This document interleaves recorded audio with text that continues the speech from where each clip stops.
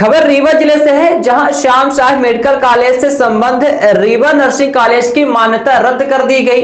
और यह मान्यता इसलिए रद्द कर दी गई है, जो पैरामीटर तय थे वह अमान्य पाए गए। गत माह सीबीआई ने जांच की तो भवन, क्लासरूम, छात्रावास, लाइब्रेरी न मिलने के चलते रिपोर्ट निगेटिव गई और मान्यता रद्द कर दी गई, जिसके चलते अब यहां पढ़ने वाली छात्राओं का भविष्य अधर पर लटक गया है। सबसे बड़े दुख की बात तो यह है कि स्वास्थ्य मंत्री के विधानसभा क्षेत्र में संचालित नर्सिंग कॉलेज की मान्यता सिर्फ इसलिए रद्द हो गई क्योंकि भवन विहीन था, क्लासरूम नहीं थे, छात्रावास नहीं था, लाइब्रेरी नहीं थी। जबकि आए दिन स्वास्थ्य मंत्री श्याम साह मेडिकल कॉलेज के विकास की बात करते हैं।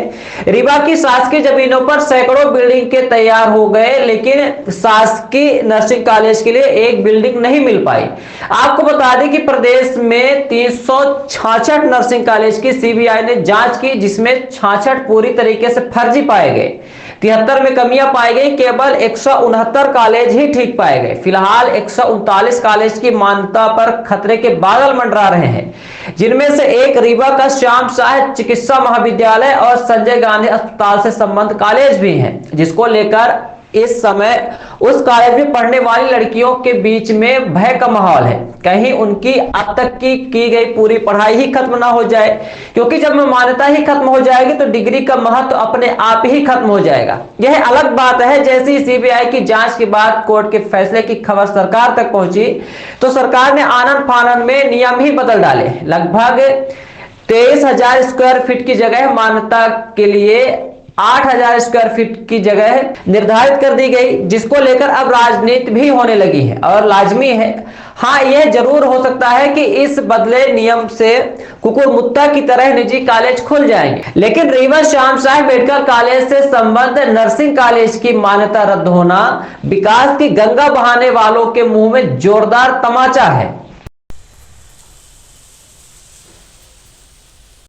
नर्सिंग कॉलेज की मान्यता रद्द कर दी है, क्या कुछ वजह थी जिसकी वजह से ये सारी चीज़ें सामने आई, ये सब करना पड़ा?